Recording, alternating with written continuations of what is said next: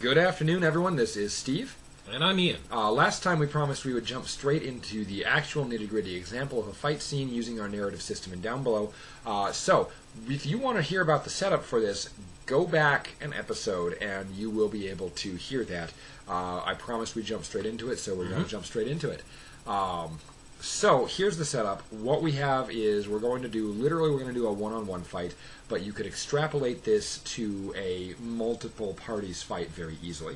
We're going to leave the player and the enemy fairly nebulous. We're just going to go with mechanical examples. As the GM, you have it set up so that your enemy has a total of 10 wound levels. Could be physical wounds. This could be advantages gained in the fight by the hero. This could be disadvantages they're put under. The important part is their 10 wounds. What it means is that the player is going to have to succeed over the enemy 10 times. Now, at this point, this is happening towards the end of the session, so the player has some exhausted traits already. We're going to assume the player does not have any locked traits, but they have, let's say, 5 traits exhausted, 5 traits ready to use. And of their traits, they're probably not all combat traits, so they'd have to be really creative to use some of the traits they've got ready. So when the fight is joined, our hero is bursting into a warehouse, guns blazing, to confront their nemesis, and chooses at that point to spend a success to get the advantage of surprise, of what idiot would do this. He exhausts his both guns blazing trait, because he's known for this, and so he has it as a trait on a sheet. He exhausts his both guns blazing to put the adversary at a disadvantage. At this point, the GM describes that the mob boss is going to call his guys and have them open fire. Now, we just told you this is a one-on-one fight. Well, mechanically, that's the way that the GM is thinking of it, even though, narratively, he's got goons. Those goons represent part of the fight with this mob boss. They don't represent a separate track, so anything that the PC does against the goons that the boss has called in will be part of those 10 successes. So the player decides to deal with the goons directly and get them out of the fight.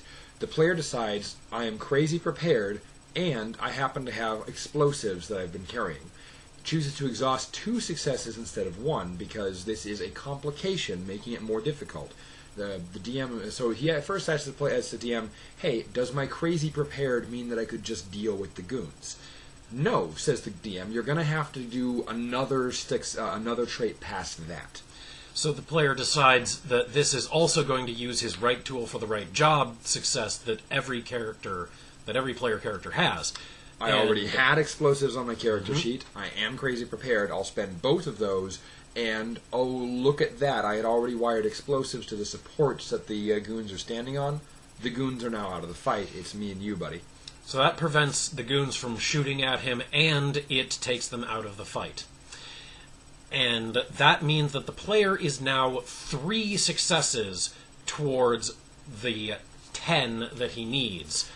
But and at the same time, the player's running low. At this moment, the player has only 2 traits left on their character sheet unexhausted. They have fancy driving, and they have concert pianist. They might have a third because we had sort of... Yeah, but the point is, fancy driving, concert pianist. What happens next? Well, he's not going to be able to use concert pianist in this situation. Neither he nor the GM has any ideas for that.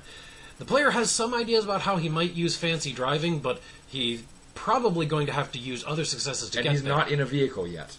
So, what the player and the GM work out at this point is the player is going to make a dash for the mob boss's car.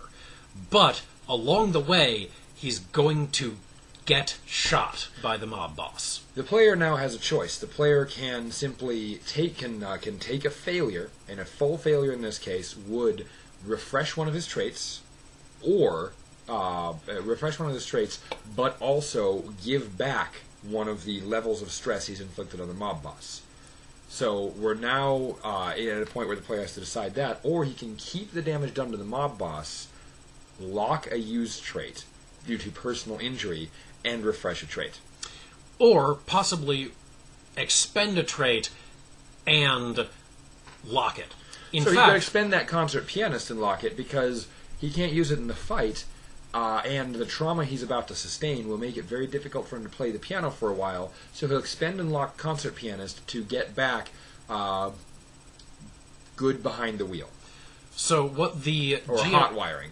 So what the GM and player work out is that the character takes a shot to the hand, and that concert pianist trait is expended and locked, and it's double locked. So that's 3 levels of failure from the shot because that wound is serious. It's going to have to take something Someone's going to need to use medical care exactly to unlock it, and then he's going to need to fail twice. So you can see here how a moment-by-moment narrative back and forth looks. We haven't got all the way to the end of the fight scene, but hopefully you've seen how things can both be a little zoomed out, as in the case with the Mafia goons on the stairs, but also very zoomed in the case of the moment-by-moment gunplay.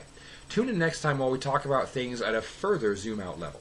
Until then, I'm Steve. I'm Ian. Thanks for falling through the cracks. And exactly. Please support our channel, support our Patreon, and let us know what you like or hate in the comments.